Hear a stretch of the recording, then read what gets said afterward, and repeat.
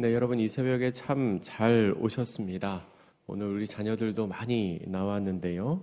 이 시간에는 우리가 살면서 꼭 기억해야 할 말, 그리고 우리 자녀들에게 꼭 남겨야 할 말이 무엇인지 함께 생각해 보도록 하겠습니다. 사람의 생의 마지막에 이르렀을 때, 죽음에 이르렀을 때 하는 말, 혹은 아직 죽음에 이르지는 않았지만 죽음을 기억하면서 하는 말을 우리가 유언이라고 합니다. 유언은 보통 가장 중요하게 생각하는 말을 남깁니다. 혹은 자신의 사후에 가족들이 꼭 이루어 주었으면 좋겠는 것, 이렇게 살면 좋겠다, 아니면 이렇게 하면 좋겠다 하는 것을 유언으로 남깁니다. 오늘 본문에는 다윗의 유언이 나옵니다. 이제 죽음이 가까워진 다윗이 다음 왕위를 물려받을 솔로몬에게 유언을 하고 있습니다. 다윗이 솔로몬에게 남긴 유언은 크게 두 가지로 나눌 수 있습니다. 하나는 수직적인 차원이고 또 하나는 수평적인 차원의 유언입니다. 수직적인 차원의 유언은 하나님의 말씀에 대한 순종과 그로 인한 형통함을 강조합니다. 그리고 수평적인 차원에 있어서 유언은 주변 사람들을 어떻게 대해야 할지를 말하고 있습니다. 오늘 본문 1절과 2절 말씀을 우리 같이 한번 읽겠습니다. 1절, 2절입니다. 시작. 다윗이 죽을 날이 임박하매 그의 아들 솔로몬에게 명령하여 이르되 내가 이제 세상 모든 사람이 가는 길로 가게 되었노니 너는 힘써 대장부가 되고. 아멘. 다윗은 스스로 생각하기에 자신의 생명이 얼마 남지 않았다는 것을 알았던 것 같습니다. 그래서 이렇게 표현하죠. 세상 모든 사람이 가는 길로 가게 되었다. 그러니까 자신이 지금 죽음의 길로 가고 있다는 겁니다. 다윗은 스스로 그 길로 가고 있다고 담담하게 말합니다. 죽음을 거부하지 않습니다. 내가 그 길 가는데 너무 가기 싫다. 어떻게 하면 조금 더 살 수 있을까? 하나님께 기도하고 그렇게 하지 않고요. 담담히 걸어갑니다. 이 모든 과정이 하나님의 섭리임을 인정하고 또 그렇게 해야 함을 알고 있었던 겁니다. 그런데 나는 지금 그 길을 가는데, 나는 지금 생의 마지막을 향하여 걸어가는데 너는 힘써서 대장부가 되어라 라고 말합니다. 힘써서 대장부가 되어라. 이것은 강하고 용감하라 라는 뜻입니다. 이제 왕이 되어서 한 나라의 지도자가 될 솔로몬에게 나는 이제 죽음의 길에 이르렀지만 너는 강해져야 한다. 너는 용기를 내어야 한다 라고 말하고 있는 겁니다. 그러면 무엇에 대해서 용기를 내어야 할까요? 솔로몬이 무엇에 대해서 강해져야 할까요? 그 무엇이 3절에 나옵니다. 3절 말씀 같이 읽습니다. 시작. 내 하나님 여호와의 명령을 지켜 그 길로 행하여 그 법률과 계명과 율례와 증거를 모세의 율법에 기록된 대로 지키라. 그리하면 내가 무엇을 하든지 어디로 가든지 형통할지라. 아멘. 이 말씀은 다윗의 유언 중에 수직적인 차원에 있어서 핵심이 되는 말씀입니다. 다윗은 솔로몬에게 분명히 말하고 있습니다. 하나님 여호와의 명령을 지켜서 그 길로 행하라. 그리하면 내가 무엇을 하든지 형통하리라. 아멘. 하나님의 말씀을 지켜 행해야 합니다. 그런데 여러분 이게 그냥 되는 게 아닙니다. 바로 앞에서 다윗이 말한 것처럼 힘써야 하는 일이고요. 용기를 내어야 하는 일입니다. 결심을 해야 하는 일입니다. 하나님의 말씀을 지키는 건 그냥 되지 않습니다. 여러분, 우리가 이 새벽에 나오는 것만 해도 얼마나 큰 애씀과 용기와 결단이 필요합니까? 한 주 동안 정교인 새벽 기도에 그래 한번 해보자. 나도 결심하고 우리 자녀들 어르고 달래면서 이거 하면 분명히 좋은 일이 있을 거야. 교회에서 상을 주실지도 몰라. 엄마 아빠도 칭찬해 줄게 하면서 용기를 북돋아서 나오지 않습니까? 하나님의 말씀을 지키기 위해서는 그런 용기, 그런 강함이 필요하다는 겁니다. 그런데 그렇게 힘써 용기를 내어서 하나님의 명령, 하나님의 율법을 지키면 네가 무엇을 하든지 어디로 가든지 형통하게 되는 복을 받는다는 겁니다. 여러분, 이 원리는 다윗이 책을 보고서 익힌 게 아닙니다. 공부를 통해서 알게 된 게 아닙니다. 실제적으로 경험한 은혜입니다. 다윗 자신이 하나님을 잘 섬김으로 말미암아 이 형통의 복을 누린 사람이었기 때문입니다. 소년 목동이었던 그가 하나님의 이름으로 나아가서 골리앗을 쓰러뜨리는 기적을 경험했습니다. 왕의 사유로 승승장구하는 것 같다가 한순간에 도망자의 신세가 되었지만 하나님께서는 그 광야에서도 다윗을 돌보셨습니다. 수많은 전쟁과 생명의 위협 속에서도 다윗은 결국 이스라엘의 왕이 되었고 지금까지도 가장 위대한 왕으로 기록되고 있습니다. 이렇게 하나님을 잘 섬김으로 말미암아 형통하게 된 복을 다윗은 스스로 경험을 했습니다. 그래서 자신 있게 솔로몬에게 말할 수 있는 겁니다. 하나님 잘 섬겨라. 그러면 하나님이 형통의 복으로 너와 함께 하실 거야. 여러분, 우리도 다윗처럼 자녀들에게 이렇게 말해줄 수 있는 부모가 되기를 바랍니다. 내 아들아, 내 딸아, 내가 하나님의 말씀대로 살았더니 이러한 복을 받았단다. 내가 하나님의 명령을 지켜 행했더니 하나님이 이 형통을 허락하셨단다. 너희들도 그렇게 살기를 바란다. 하나님의 명령을 지켜 행하면 네가 무엇을 하든지 네가 어디에 있든지 하나님이 너와 함께 하실 거다 라고 배우고 익힌 것으로 말하는 부모가 아니라 스스로 경험한 하나님의 복으로 말미암아 체험적인 은혜로 말미암아 말할 수 있는 그런 부모님들 되시기를 축복합니다. 4절 말씀 같이 읽겠습니다. 4절입니다. 시작.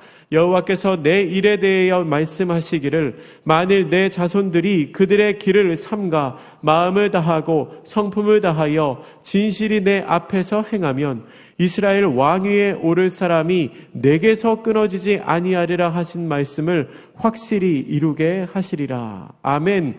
그렇게 하나님을 잘 섬기면 왕위가 끊어지지 않을 것이라고 말합니다. 당대뿐만 아니라 후대까지 복이 이어집니다. 이 후대까지 이어지는 복이 단순히 성경에 기록된 말씀이 아니라 우리 가정을 통하여 역사하시는 하나님의 은혜가 되기를 축복합니다. 내가 하나님을 잘 섬기고 우리 자녀들이 하나님을 잘 섬기면 하나님께서 대를 이어 끊이지 않는 복으로 우리에게 축복하여 주실 것입니다.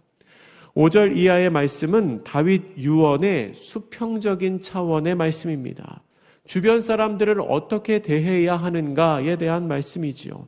5절과 6절 말씀에서 다윗은 요압에 대하여 말합니다. 이 요압이라는 사람은 다윗의 삶에 있어서 참 복합적인 인물이었습니다. 다윗과 함께 전쟁에 나가 수많은 전쟁을 승리로 이끌었던 인물입니다. 그런데 자기 고집이 너무나 세서 가는 곳마다 문제를 일으키는 사람이기도 했습니다.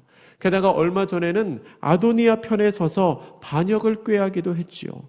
그런 요압에 대하여 다윗은 솔로몬에게 지혜롭게 행동하라 라고 말합니다. 그의 백발이 성성하게 살다가 평안히 스올에 내려가지 못하게 하도록 당부합니다.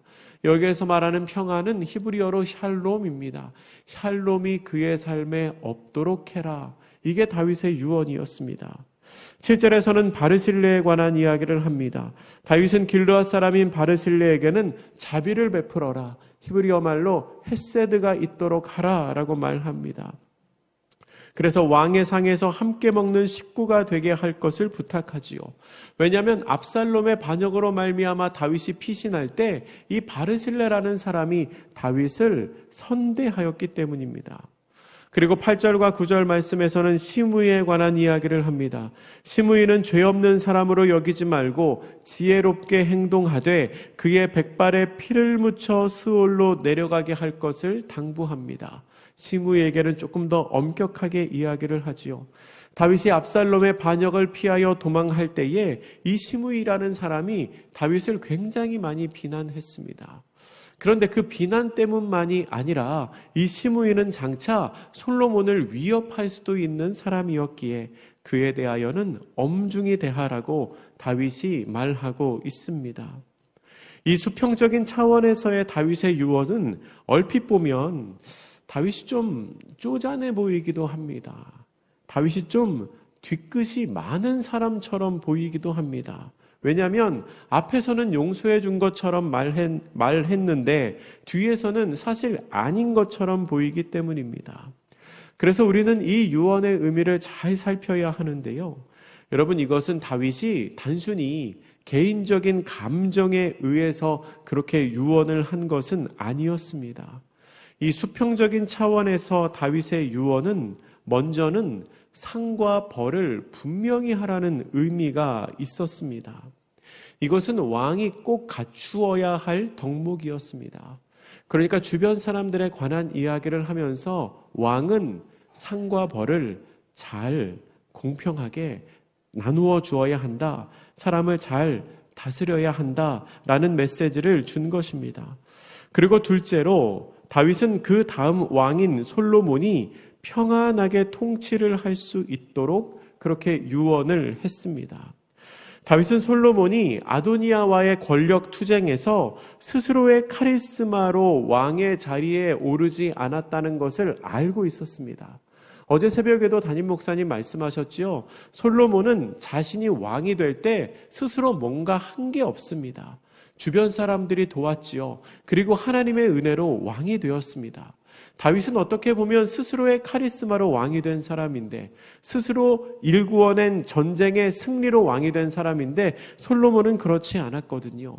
그래서 그런 기반이 부족하다는 걸 알고 있었기 때문에 솔로몬 주변에서 솔로몬의 왕위를 위협하며 그 왕권을 혼란스럽게 만들 수 있는 사람들이 있다는 것을 염려해서 요압과 시므이를 지혜롭게 잘 처리해야 한다고 유언을 남겼던 것입니다. 그리고 이어지는 본문 10절과 12절에서는 다윗의 죽음에 관하여 기록합니다. 30세의 왕이 된 다윗은 헤브론에서 7년 동안 다스렸고요. 예루살렘에서 33년 동안 온 이스라엘과 유다를 통치했습니다.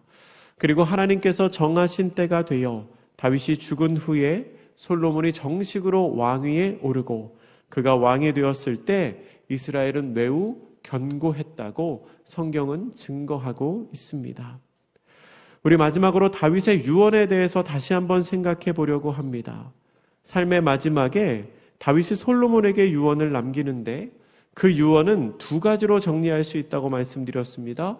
하나님과의 수직적인 차원, 그리고 사람들과의 수평적인 차원입니다. 다윗은 먼저 하나님 여호와의 명령을 지켜 그 길로 행하라. 그리하면 내가 무엇을 하든지 형통하리라 라고 말합니다. 그리고 사람들을 대할 때에 상과 벌을 분명하게 하며 지혜롭게 대하라고 말합니다.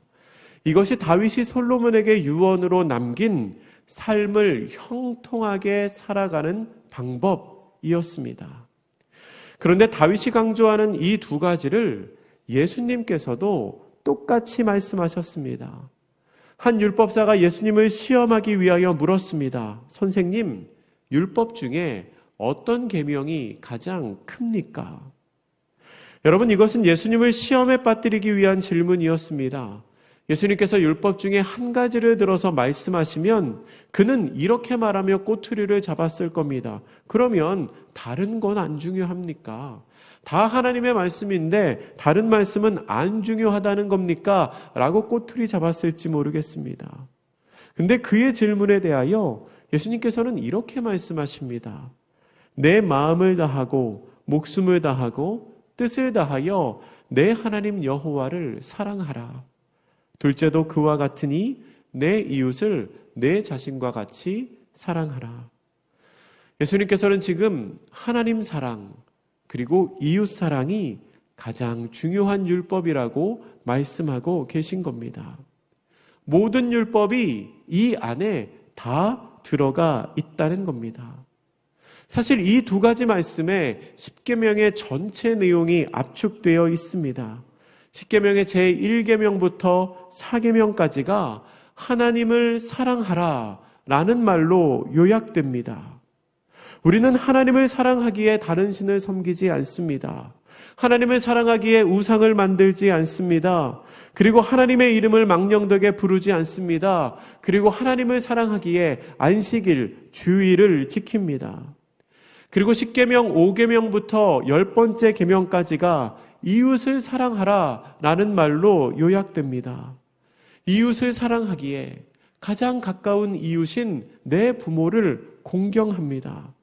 그리고 이웃을 사랑하기에 살인하지 않습니다. 간음하지 않습니다. 도둑질하지 않습니다. 거짓 증거하지 않습니다. 내 이웃을 사랑하기에 내 이웃의 집을 탐내지 않습니다.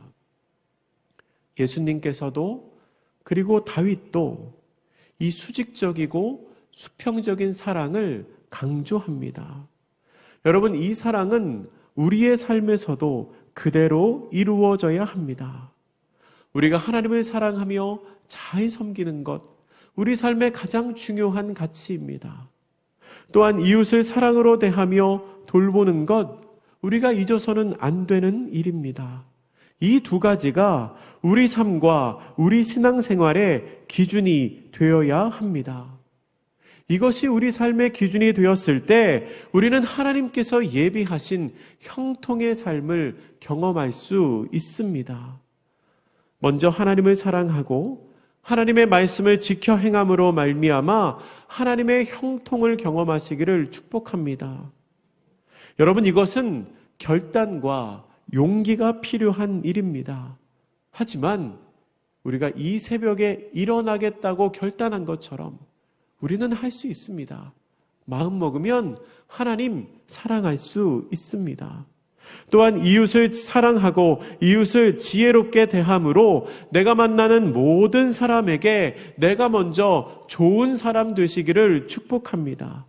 내가 그렇게 이웃에게 선하게 대하는 그것이 또한 나에게 하나님께서 나를 선하게 대해 주시는 복으로 돌아올 줄로 믿습니다. 특별히 우리가 우리 자녀들에게 유언으로 남길 수 있는 말이 바로 이 말이 되면 좋겠습니다. 하나님을 잘 사랑해야 된다. 그리고 이웃을 잘 사랑해야 된다. 여러분, 이것만 잘해도 우리 삶은 충분히 괜찮습니다. 이것만 잘해도 우리 삶은 충분히 의미 있는 삶입니다. 하나님을 사랑하고 이웃을 사랑함으로 하나님께서 우리의 삶에 허락하시는 형통의 복을 풍성히 경험하는 복된 성도님들 되시기를, 그리고 그런 우리 자녀들 되시기를 주님의 이름으로 축복합니다. 기도하겠습니다. 사랑의 하나님, 다윗이 솔로몬에게 유언으로 남기는 말을 우리가 말씀을 통하여 봅니다. 다윗이 솔로몬에게 부탁했던 것처럼 우리도 하나님의 말씀을 지키며 하나님을 잘 섬기는 사람들 되게 하여 주시옵소서. 그리고 이웃을 지혜롭게 대하며 이웃을 사랑으로 대하는 사람들 되게 하여 주시옵소서. 그러함으로 말미암아 이 땅 가운데 살아가며 하나님께서 우리에게 허락하시는 형통의 복을 누리는 사람들 되게 하여 주시옵소서.